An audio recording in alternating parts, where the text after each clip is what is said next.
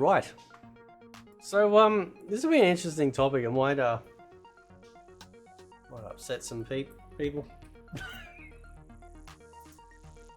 Sensitivities. The sensitivities might be put out. I don't care, man. I don't care. Right? Because I like thinking, possible stuff and things like that, and also looking at the history of things and going, this is going to be an issue. And the issue that I thought up today was, could Cameo DLC become pay to win in Mortal Kombat 1? I really hate that name. Marketing department really needs to be fired. I don't care what way Boone spins it. It's the stupidest name. Like, you could have just called it Mortal Kombat Genesis or something, right? Anyway, so if a person, and we know, like, through the Injustice games, all the previous Mortal Kombat games, we know that NetherRealm, aren't exactly the greatest when it comes to patching certain major issues, and those major issues are generally affecting the online space. Like, how long did the Shiva debacle go on for before they actually decided to do something about it, right? You have to understand that most people in a fighting game are also eventually probably going to get online, and then from there, their experience is going to be shaped based on how well the company actually decides to respect the players and go, okay, let's, we need to make sure that we keep our game fair and balanced. It's one of the reasons why I hate modern Mortal Kombat, because they only award a playstyle 90% for aggression, 10%, yeah, you get some defensive stuff. Which is really interesting considering that, like, there's a block button in the game. Right? It's like NetherRealm, like, actually punish you for being defensive. Right? Which is a real shame, because if you look at the 3D era games, I was playing Armageddon today. I think it was today. They've got like 3 lightning strikes, which is like for your breakers. I'm pretty sure it's per round. Let's say it's per round. It means that in that round, you can break a combo 3 times. Once you run out, that's it until the next round. Might be for the whole fight, but I'd have to double check. Okay, but now, ever since MK9, and MK9 did start with this, as much as I love MK9, we have had like 2 of the 3 super bars being used for a breaker. It takes a while to regenerate, same in MK10. MK11 got even worse. And MK1, they go, you know what? Best we can do is give you 3 bars. So we're going to take the whole bar and your cameo. Now, if your cameo is out of action, you can't use it. Okay? Keep that in mind. Now, when they bring out new DLC, new characters, new cameo characters, some of it's going to be broken. Right? They might have resource bugs where you can spam a cameo character, or the cameo amount, like resource amount for a particular painful move, if you will, might actually do more damage or might cost less, so people are able to spam it more. Or if it goes below the 50% threshold in resource, it might actually not knock them, gray them out for you to not use, and might still keep them in play. My main concern is that Cameo Fighters, if you don't own them and somebody else does, and those ones that they bought are actually broken, then how much impact is that going to have in the online space? How long is it going to take for them to patch it?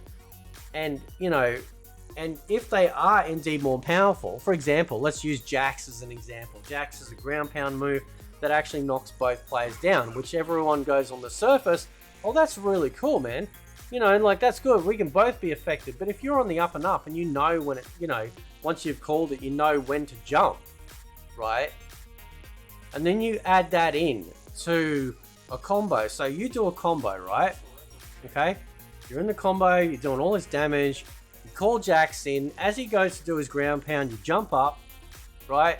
They get hit, you come back down again, which is unaffected, and then possibility of continuing on, right? That probably doesn't happen, but I'm just using that as an example. And you get these new cameo characters, some of them could very well be broken, or break other characters in the game, right? And this is the problem with having a cameo system versus a tag system. Because a tag system, you have to balance every character. And in a tag mode, it doesn't matter. Like, it literally does not matter, because it's a fully fleshed out character that's going to be fully fleshed out in terms of its balance, generally. But in Cameo system, because it's essentially more restricted, and you think, well, that makes it easier, right? Wrong.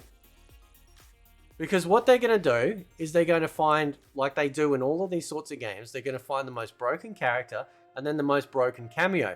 And because there's no restriction on what cameo you can use with any character, they are going to now have essentially a double impact event.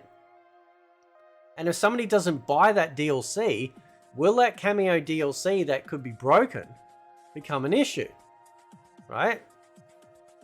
And so I see, and I'm not saying it's going to happen, so don't get your panties in a twist.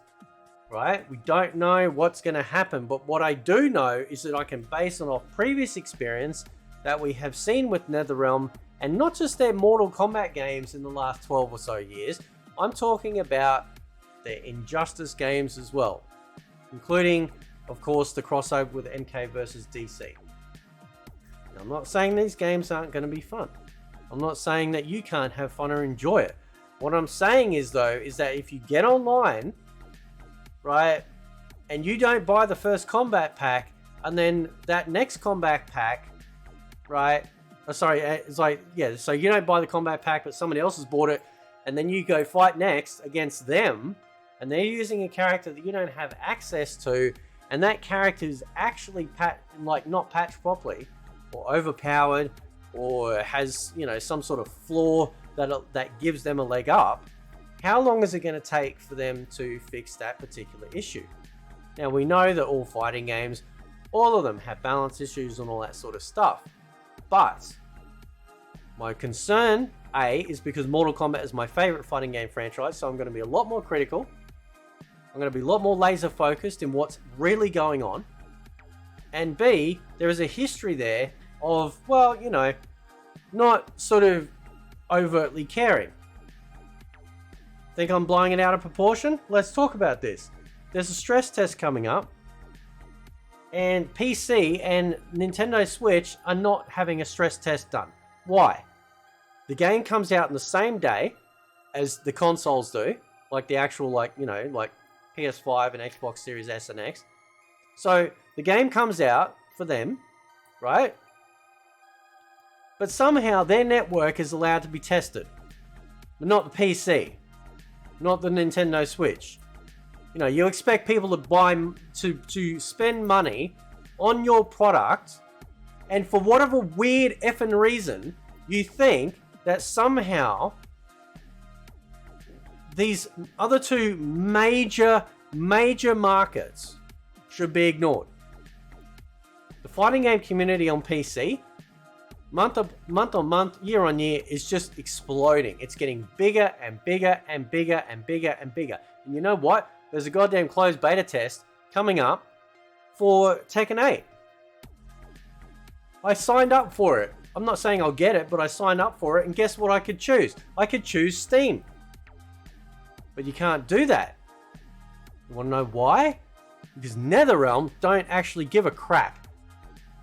Only they care about is the money that they can make and making sure that their games run smooth on the two consoles, 2 out of 4 platforms that they're selling it to. And this is why I worry about, you know, the entirety of their practice, the fact of this Cameo system, and if this Cameo system is actually going to be a major issue when it comes to balance in the online sphere. It doesn't matter offline. No one gives a crap, right? No one cares about that, okay? Because that doesn't matter. It's the online space and how it's going to affect people who get online. They get the floor wiped, you know, their floor wiped, and then they're like, you know, and then they drawn in another game, and then because everyone online has gone, oh, this is the best combo, this is the best combo, then that's what they're going to keep coming up against, like they did with Scorpion, like they did with Shiva. I've lost count of how many times I fought against Sub-Zero. I don't think I've fought every character in the roster in MK11. There is a massive, like there's a tiny subset of characters that were massively used all the time because people didn't care about choosing any character and having fun. They cared about winning. That's the only motivation that they have. Getting that win to loss ratio up so they don't look like a pleb. Right? And that's exactly how these games are built and who they're built for.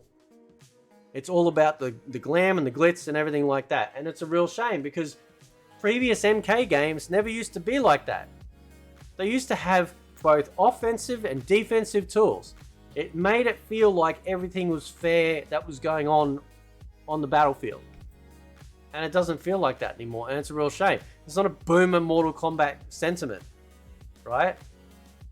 This is a conscious decision that NetherRealm is doing to appease a very tiny market of the entire fighting game community. And that is the esports type gamers.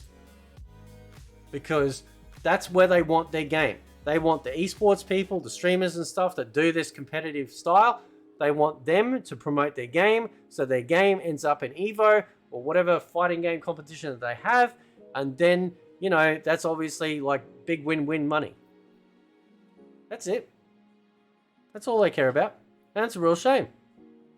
Every other fighting game you can point to and say, yep, defensive measures, defensive measures, defensive measures. Right? And I think the Cameo system could very well end up being, oh, you know, well, I couldn't buy the DLC, not me personally, but other people. They couldn't buy the Kombat Pack.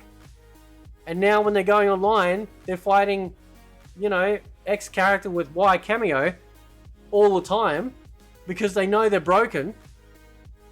Right? And it doesn't matter what they do, they're finding it very difficult to beat them, so then they just walk away. So they might have spent the money buying the game, but the purpose, especially in this day and age, is to keep your customer around and engaged in the game. I think it's going to be ending up being it could end up being a complete and an absolute chaotic bomb with this whole Cameo system. So many people are worried about it. So many people are worried about it, except for people that are paid or financially motivated to keep saying nice things without any sort of critical thinking about it, to ask the hard questions, to think about what the longevity of these systems are and the impact it has on their favorite fighting game. Just saying. Right? So anyway, I'll leave it there. Let me know what you guys think, and yeah, catch you next time.